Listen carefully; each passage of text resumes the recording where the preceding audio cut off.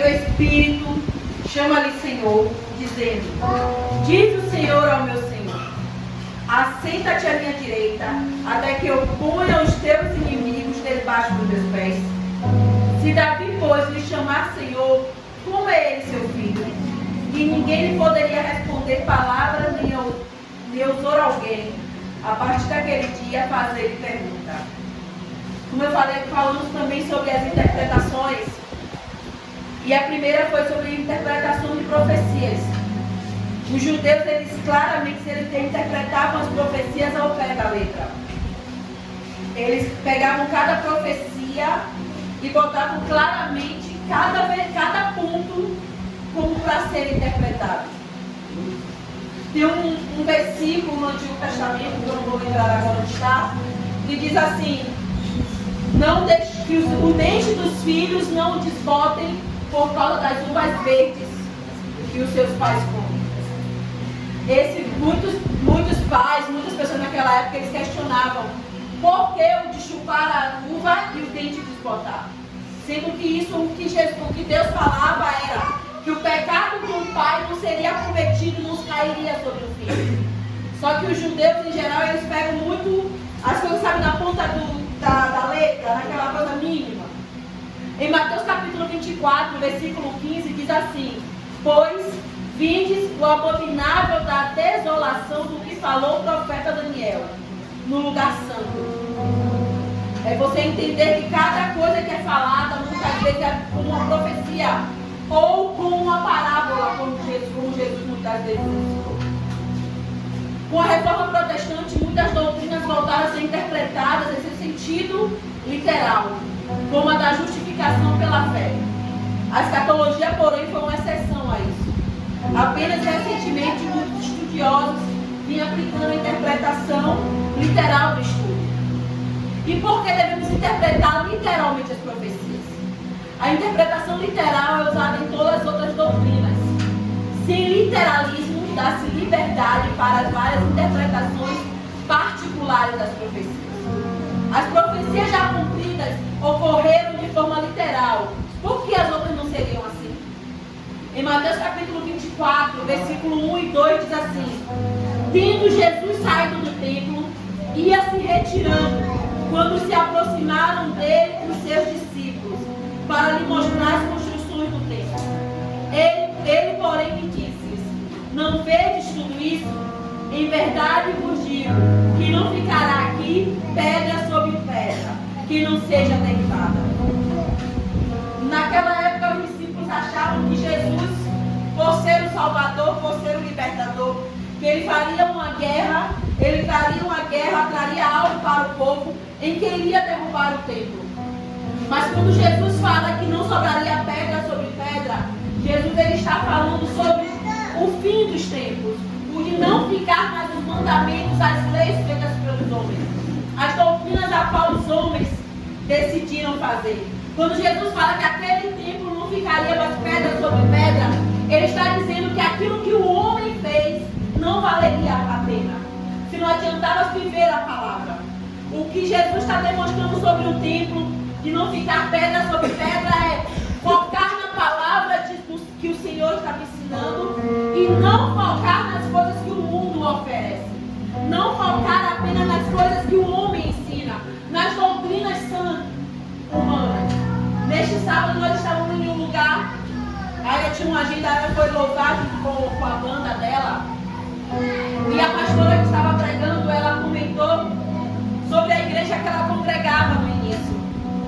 E ela falou que era uma doutrina em que se uma mulher usasse um batom, era conhecido como, lá na igreja dela, se a mulher usasse um nós, melhor dizendo, era a bombagira, ou pior ainda, era a baba de Satanás.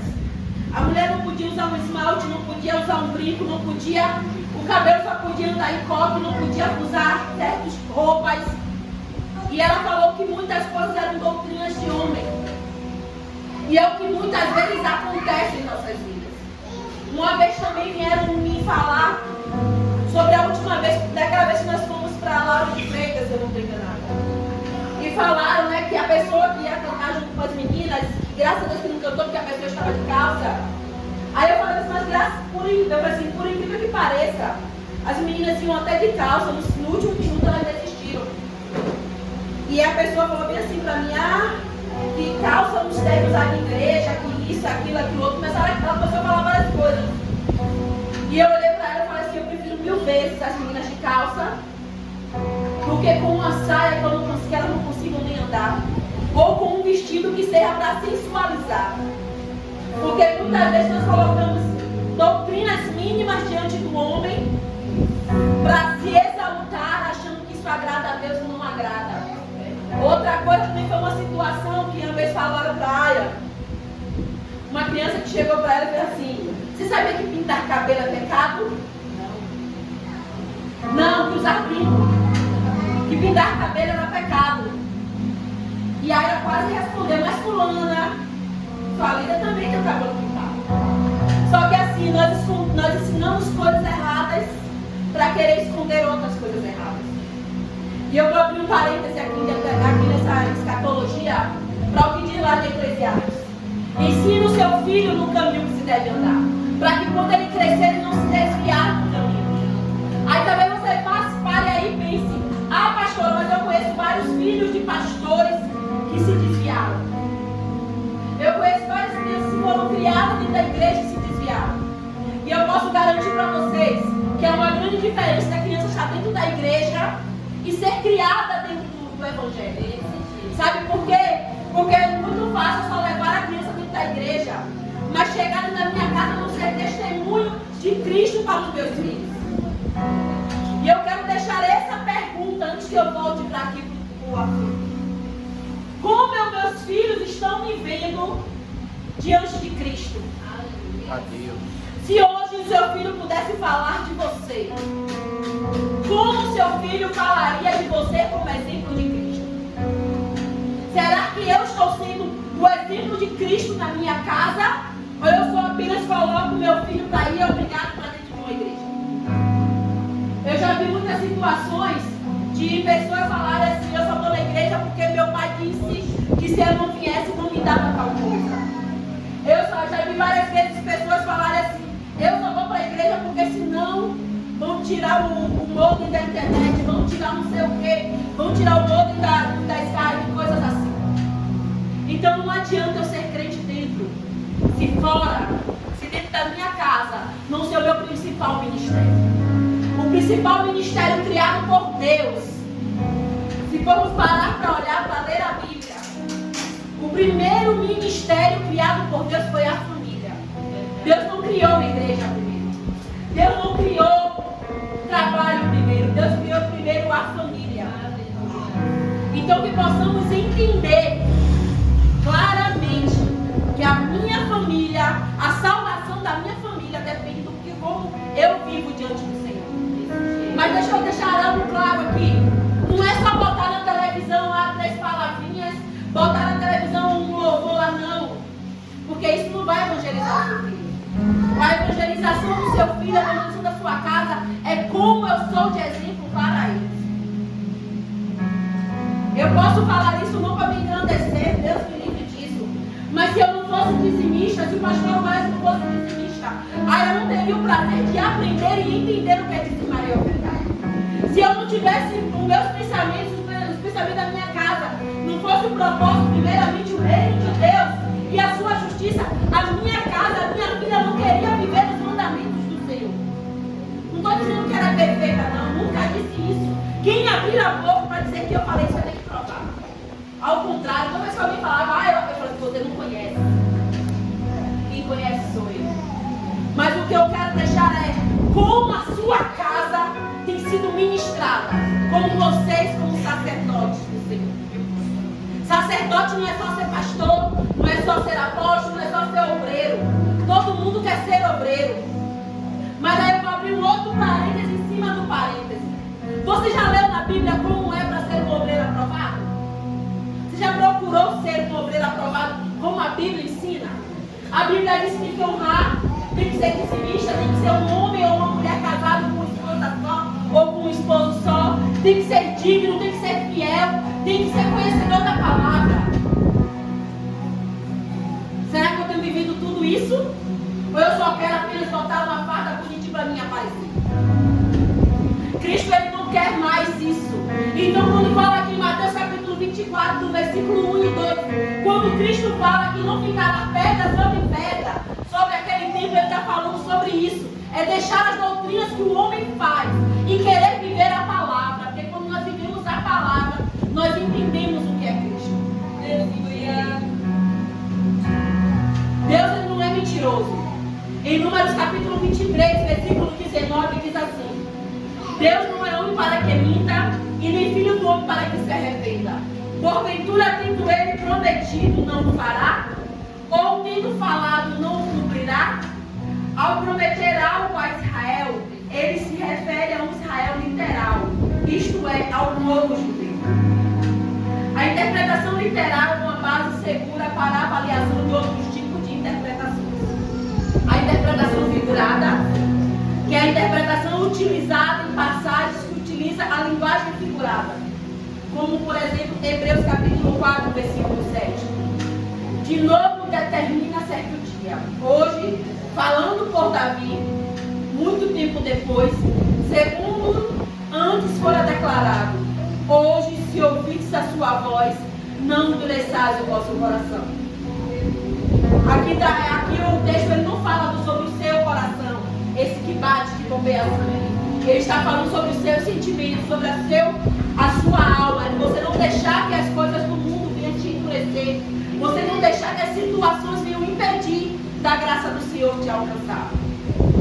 A interpretação simbólica é utilizada em passagens contendo objetos animados ou inanimados, como diz em Daniel capítulo 2 ou no capítulo 7. Mesmo em interpretação figurada ou simbólica, devemos sempre procurar a verdade literal.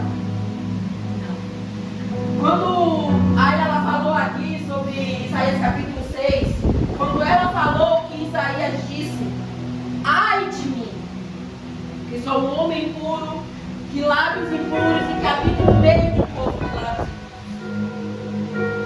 Pode acontecer sim o anjo ter ido lá pegar uma brasa do altar e colocado sobre os lábios de Isaías, sim, mas também pode ser uma figura literária, porque pode acontecer, como é que sobre os lábios de alguém uma brasa viva não queimaria. Então muitas vezes essa brasa viva é apenas a purificação, é a se colocar. É da mesma forma quando Cristo diz que Ele é a árvore e o Pai é o lavrador e nós somos o gado. Jesus, ele não é uma árvore plantada, ele está mostrando que Ele é aquele que traz o fruto das nossas vidas, que nos transforma e que nos sustenta. Essa é uma forma literária. Dispensacionalismo é uma revelação progressiva. De Gênesis a Apocalipse vemos Deus acrescentando paulatinamente detalhes acerca do seu plano para a humanidade. A isto chamamos de revelação progressiva das Escrituras. Dispensação do grego, ou aikonoma, significa casa, aikona, e nomos lei. Então são as leis da casa. Dá uma ideia de gerenciamento ou administração dos negócios de uma casa. Uma dispensação pode então ser entendida como uma fase de revelação, isto é, uma época distinta na realização do plano de Deus. Ao resumir a natureza essencial do dispensacionalismo, Charles Lee comenta: o dispensacionalismo enxerga o mundo como um lar governado por Deus. Nesse mundo lar, Deus delega ou administra seus assuntos conforme a própria vontade em vários estágios ao longo do tempo. Estes estágios assinalam variadas disposições de recursos na concretização de seu propósito maior. Estas disposições são a dispensação. Compreender as diferentes disposições dos recursos de Deus é essencial para uma correta interpretação da sua revelação em meio a várias dispensações. É entender que Cristo, ele tem preparado algo para cada um de nós. Ele tem preparado uma morada. Ele está preparando algo para quando ele voltar, podermos habitar com ele. E deixa eu falar algo que normalmente é falado por todos os cantos que muitas pessoas falam, mas está totalmente errada. Nós não iremos para o céu.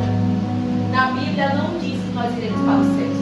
Ao contrário, a Bíblia diz que descerá dos céus uma nova Jerusalém. Então você não vai morar nos céus. Você vai morar na nova Jerusalém. Uma nova terra feita por Deus. Um lugar onde Deus governará. Está na Bíblia. Amém? Uma aliança é um pacto eterno firmado com Deus, com o gênero humano, que revela o que Ele fará pela humanidade. Deus firmou algumas alianças com o homem ao longo da história. Cada aliança traz princípios pelos quais Deus se relacionou com o ser humano. O homem tem um livre-arbítrio para rejeitar a aliança ou os princípios de Deus. Porém, quando desrespeita essa aliança, sofre as consequências. Podemos dividir a história da humanidade em 7 dispensações. A humanidade até hoje, ou até melhor, até a volta de Cristo, está dividida em 7 partes. A primeira é a inocência, segunda, a consciência, terceira, governo humano, quarto, promessa, quinto, a lei, sexto, igreja e o sétimo, milênio. E cada dispensação sempre traz 2 partes envolvidas com responsabilidade e prestação de contas específicas. Eu vou estar explicando cada uma aqui rapidamente, só para entendermos e guardarmos, amém? A primeira, eternidade. Qual era a nossa responsabilidade? A nossa, porque em geral a humanidade. Não comer do fruto. Gênesis capítulo 2, versículo 15 ao 17, não é isso? A responsabilidade da humanidade era não comer do fruto. Segundo, o que aconteceu na responsabilidade? O fracasso. Gênesis 3, do 1 ao 6.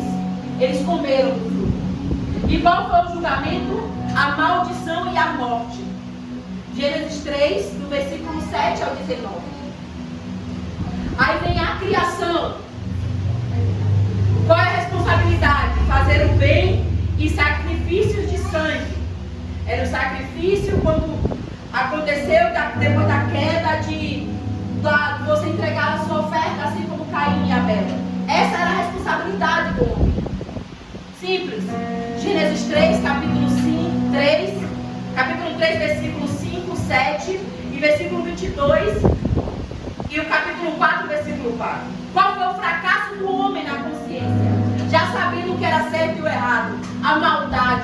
Foi quando Caim foi lá e matou o seu irmão. Apenas por inveja, apenas por maldade. É quando nós muitas vezes, eu não estou falando do povo daqui, eu estou falando em geral da humanidade. Mas quando nós nos levantamos contra alguém, quando falamos, juntamos com alguém para poder falar mal, quando defamamos, quando caluniamos, quando queremos juntar para bater, quando quer falar, vou fazer e acontecer, que isso não é algo que agrada ao coração. Isso já está sendo sobre o fracasso da consciência. É saber o que eu tenho que fazer, eu não faço. Assim como o apóstolo Paulo fala, o bem que eu quero fazer, eu não faço, mas o mal, assim eu faço continuamente. É entender, eu sei que eu posso fazer o certo, mas mesmo assim, me agrada fazer o mal.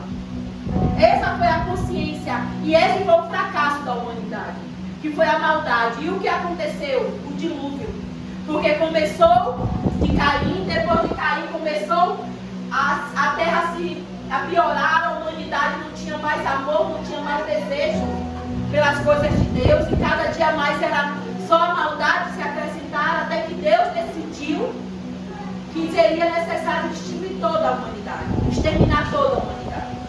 Gênesis capítulo 6, versículo 7, Gênesis 13, 7, 11 e ao 14. O terceiro é o governo humano. Depois do dilúvio, Deus deixou uma ordem, que era espalhar-se e multiplicar-se. Gênesis capítulo 8, do versículo 15, ou Gênesis 8, 15 e Gênesis 9, versículo 7. Deus diz, espalha-se e multiplica-se. Qual foi a desobediência do homem? Se juntar todo mundo e faz a torre de Babel.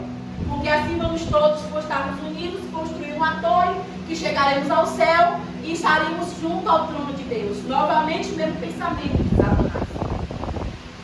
está lá em Gênesis capítulo 11, versículo 1 ao versículo 4. E qual foi o julgamento da humanidade? A confusão de línguas. Quando Deus falou, entendeu que o povo estava com o coração maligno e com um pensamento que não era de acordo à vontade dele, o Senhor decidiu mudar todas as línguas para que assim as pessoas não conseguissem entender e não se comunicar e assim a torre não continuar. Gênesis capítulo 11, do versículo 5 ao versículo 9. A promessa de Deus para com o povo sobre a torre de Babel. Deus declarou para aqueles que permanecessem fiéis que iriam morar em Canaã. O fracasso foi a morada no Egito. Por quê? Porque o povo não queria mais fazer a vontade de Deus. O povo estava decidido a viver o que achava certo. Aqui essa parte fala sobre quando José ele foi para o Egito. Só que Deus, ele, em nenhum momento na Bíblia diz que José, depois de ser governador, que ele ia levar o povo dele e o povo ia continuar lá. Não, mas José achou que por ele ser governador, que o povo poderia continuar e que o povo de Israel, o povo dele, a descendência dele ia ficar como uma parte lá no Egito. E isso não mostra, isso não acontece em lugar nenhum. Isso não tem aonde Jesus falando, ou melhor, Deus falando. E a promessa do Senhor era ir para Canaã, ir para a terra prometida. Mas a desobediência, que era morar no Egito, acabou trazendo a escravidão. Que foi quando José não era mais conhecido no meio do povo. José não era mais conhecido no meio de todos os faraós que passou. E como todos nós já sabemos que o povo foi escravizado, o povo faraó tentou matar todos os meninos que estavam nascendo até os 2 anos de idade. Toda essa história todos nós já sabemos.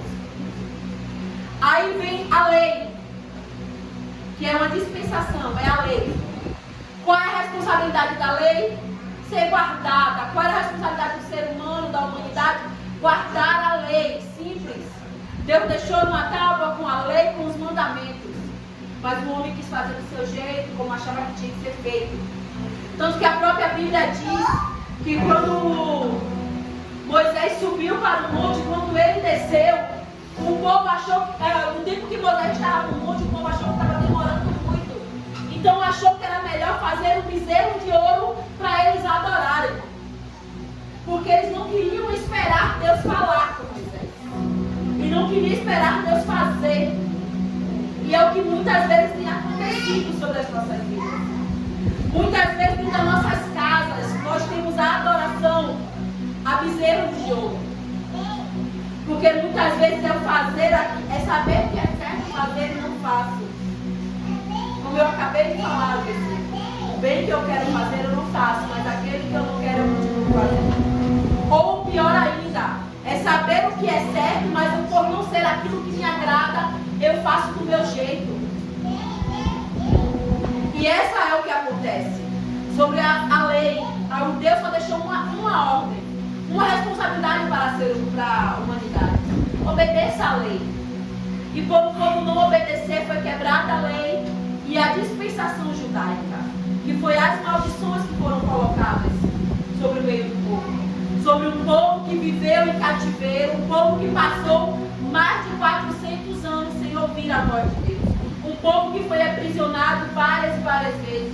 Um povo que passou por vários e vários exílios. Um povo que passou por vários e vários sofrimentos, cativeiros, apenas porque não queria obedecer. Porque quando nós decidimos não obedecer, nós estamos sujeitos a todas as consequências. Sabe, para quem tem filho, é o entender e falar assim, não coloque o dedo na tomada, senão você vai tomar choque. E mesmo assim a criança vai lá e coloca o dedo na tomada. É você chegar aqui na minha mão esquerda e você vê que tem várias cicatrizes nos meus dedos, porque quando eu tinha 2 anos, minha mãe falou, não pega o ferro porque está quente. E eu falei, deixa eu ver se está quente. E fui lá e coloquei o ferro na mão. Então todas as consequências acontecem quando nós decidimos não obedecer. E muitas vezes isso tem acontecido continuamente nas nossas vidas.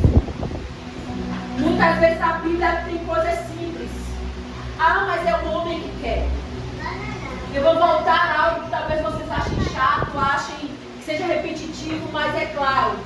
Eu não preciso, o pastor Wes não precisa, mas a Bíblia nos ensina a fazer. Então, se a Bíblia ensina que eu tenho que fazer e eu não faço, eu peco. E não existe mais essa historinha de Antigo Testamento. A Bíblia, sabe por quê? Porque eu quero a bênção. Porque em Isaías capítulo 1, versículo 19 diz: se creres e obedeceres, comereis o melhor dessa terra. Eu quero comer o melhor dessa terra, o que diz lá em Isaías. Mas eu não quero obedecer o que diz em Malaquias. Porque diz que já é parte da lei, não faz mais parte da graça. Mas Isaías também fazia parte da lei. Mas eu quero que tem que me pôr Isaías. Eu quero, como Isaías 61 diz, que o Senhor me escolheu como bem-aventurado para pregoar as boas novas. Isso eu quero para a minha vida. Eu quero, como o Senhor diz que Ele me levantará sobre as nações, tudo aquilo que tem de bênção sobre a lei, eu quero sobre a minha vida. Mas o que é para minha obrigação, eu não quero. Porque eu digo que a graça já veio. A graça veio não foi para nos deixar fazer qualquer coisa. A graça veio, e eu posso garantir para vocês, pior ainda do que a lei. Porque a partir da graça é o conhecimento. A graça não tínhamos Deus presente. Na verdade, na lei não tínhamos Deus presente, mas na graça Ele se fez como homem e andou na terra nos ensinando como fazer. Então, se eu pego é porque eu quero. Se eu faço é porque eu sei qual é o meu pecado. Então, se eu não cumpro a Bíblia, é porque eu estou fazendo de livre consciência. Não porque eu não tive conhecimento. Se formos olhar, não defendendo, mas todos esses de Gênesis até Malaquias, que são os livros do Antigo Testamento, e muitos deles viveram a história que está sendo contada.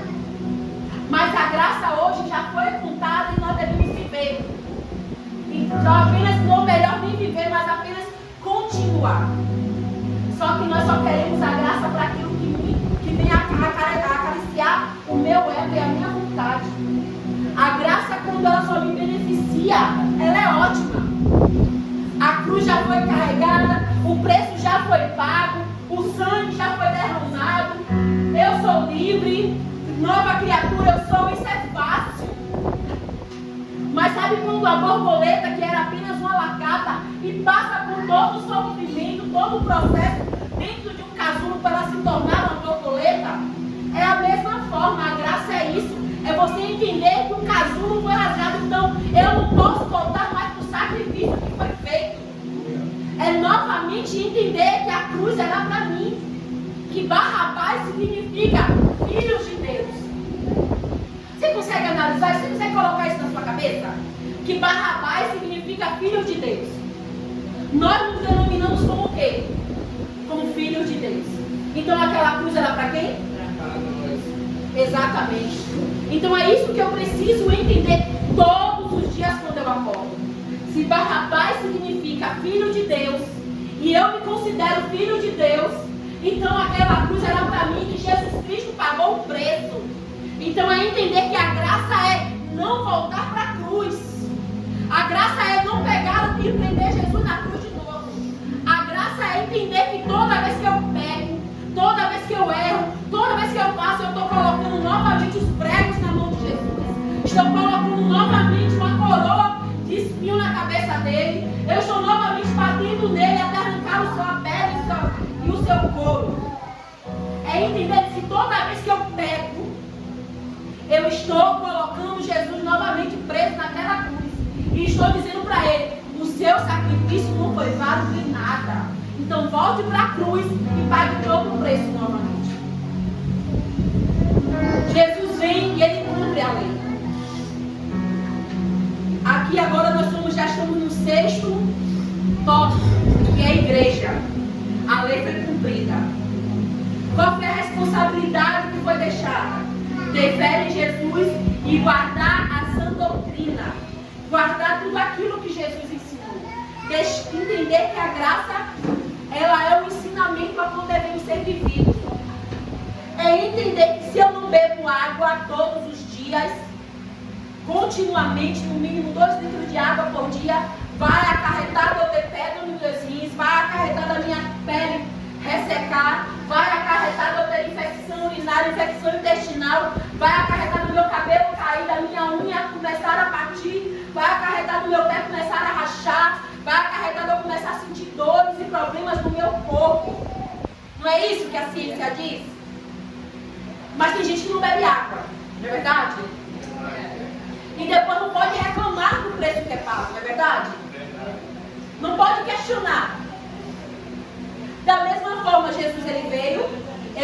cumpriu a lei e ele só deixou uma coisa: viva a graça. Mas viver a graça é viver as doutrinas que ele deixou, é viver o caminho que ele deixou, é viver os ensinamentos que ele deixou. Imagina se hoje no Brasil fosse como na Rússia, fosse como na China, fosse como no Afeganistão, no Paquistão e vários outros países, que é proibido falar de Cristo. Eu vou até pular para o meu assunto, mas eu quero só deixar algo vago para quem está assistindo, para quem está aqui. Você seria crente? Ou você estaria escondido ali, aceitando fazer todas as vontades do homem? Sabe por quê? Porque nós só queremos Cristo no Brasil porque é fácil ser cristão. No Brasil você é crente hoje, amanhã você não é, depois a igreja está aberta. O Brasil é conhecido como um país islâmico, serve para todas as religiões, serve para tudo. Laico, um país que é para todas as religiões. O Brasil é um país que pode qualquer coisa. Mas eu vou garantir para vocês que está chegando o tempo. Está chegando o tempo em que devemos ou nos posicionamos ou verdadeiramente vai ser sacudida a figueira. E vai chegar um tempo que vai começar a demonstrar quem são meninos e quem são homens na fé. Homens do literário, homens e mulheres. Quem são aqueles que se corrompem com as coisas do mundo ou que vão viver Cristo até o último momento. Vai chegar o tempo sim do governo, não estou falando do presidente atual, não estou falando do governo atual, estou falando do governo mundial. Mas vai chegar o tempo que você vai ter, ou você nega Cristo, ou você come, ou você bebe, ou você vai ter médico. E o que será que você vai fazer? Como será que eu vou viver? Sabe por quê? E eu posso já garantir a resposta de 99% da população que se diz ser cristã. Se hoje eu decido, eu estou cansado, então eu não vou para a igreja. Se eu estou com dor de cabeça, então eu não vou para a igreja. Eu estou estressado, então eu não vou para a igreja. Porque isso, então eu não vou para a igreja. Porque aquilo, então eu não vou para a igreja. Porque isso, aquilo outro, então eu não vou fazer. Se eu não vivo a Bíblia hoje, que me dá liberdade, como eu vou viver a Bíblia depois que eu não tiver mais ela nas minhas mãos? Se a Bíblia vai chegar um momento que a Bíblia vai ser excluída, como eu vou poder falar se eu vivo a Bíblia? Como eu vou falar o que tem lá em Salmo 119, se eu não estou enganada? Versículo 19. Salvo engano, se eu não me engano, é isso. Que diz assim: guardei a tua palavra no meu coração para não pecar contra ti. Imagina, como é que eu vou dizer que se eu perguntar hoje o que está escrito lá em Filipe capítulo 5, versículo 23, que é podemos dizer? Alguém sabe? Filipe capítulo 5, versículo 23. Alguém sabe? Não sabe porque não existe, gente. Filipe não existe na Bíblia. O livro de Filipe não existe. O livro de Filipe não existe, mas todo mundo aqui questionou. Todo mundo aqui ficou na dúvida. Sabe por quê? Porque só pega na Bíblia no dia que o pastor manda abrir a Bíblia. E aqui eu acho que as únicas não tem menos de um ano que não conhece o Evangelho.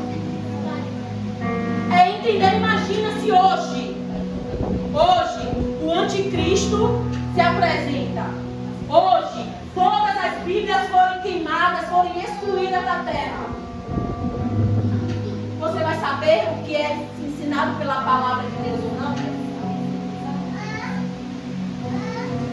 É conhecer a verdade. É literalmente entender, conhecereis a verdade e a verdade vos libertará. Imagina como eu acabei de falar aqui, Filipe capítulo 5, versículo 23. E eu falar que abra sua Bíblia lá e ficar esperando. Vai ter gente aqui abrindo, mexendo, procurando no sumário, olhando, pesquisando no celular para tentar encontrar. Mas isso é o quê? É a falta da palavra? Não. É a falta do interesse de conhecer a palavra. O fracasso do homem foi depois, no sexto tópico, que é da igreja, é as doutrinas impuras. É achar que está tudo certo, tudo bom. Cristo só quer o meu coração. Cristo, ele não é açougueiro. Ele não trabalha ali no rancho do cupim, ele não está cantinando lotonário para poder ter um monte de coração no espeto. Cristo quer tu por inteiro. Se tu quer tudo de Cristo, por que você não quer dar tudo para Cristo? E a consequência é apostasia e falsas doutrinas. Algo que eu já falei, o pastor Wes já falou. A cruz é do seu tamanho. A cruz não é aquele pedaço de madeira que você carrega, não. Que Jesus carregou, não. Mas é entender que é viver a Cristo. Essa é a nossa cruz. É entender que Cristo não é o seu servo, mas sim, nós continuamos sendo servos de Cristo. Cristo é o nosso irmão mais velho. Cristo é aquele que morreu na cruz por nós. Mas nós necessitamos fazer a nossa parte. Sabe quando um filho desobedece e o pai fala assim, ó, não vai ganhar, tá aqui, ó, na sua frente. Você queria esse chocolate, tá aqui, mas você desobedeceu, você não vai ganhar. O menino chora, esperneia, faz o que for. Mas ele continua sem ganhar, se o pai for firme mesmo. E querer ensinar e doutrinar. Da mesma forma é entender isso, que as falsas doutrinas acham que não. Oh, tadinho, não deixa chorar não, que faz mal. Eu ainda não vi em lugar nenhum dizer que choro mata. O que mata é espancamento, é tortura. Isso mata, mas choro ainda não mata. Ao contrário, limpa os olhos e ajuda ao cristal ocular. Mas o que entende é que muitas falsas doutrinas ensinam que Cristo está para nos servir. Que você não precisa ter regalias de alguma coisa ou você te abster de algumas coisas.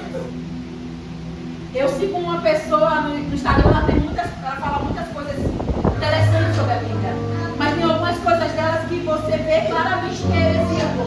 Primeiro, ela diz que você não é obrigada a congregar, porque isso era na Bíblia, era no Antigo Testamento. Ou pior ainda, não. Ela dizia que isso foi na época dos apóstolos. Ela disse que a ceia você pode fazer sozinho. Ela disse que dízimos e oferta, você não precisa dizimar e ofertar, porque aquilo foi da antiga aliança. E ela disse que os pastores só foi naquela época dos discípulos, dos apóstolos. Então hoje você não precisa ser pastoreado. Então se você não precisa ser pastoreado, você não precisa congregar numa igreja. Porque todos os pastores só querem o são benefício. Existem aqueles que querem, sim, é conta deles com Deus. Mas a Bíblia diz que devemos congregar. Então se a Bíblia diz, a Bíblia não mente, a Bíblia não é só para um tempo, a Bíblia é para todos os tempos, até a volta de Cristo.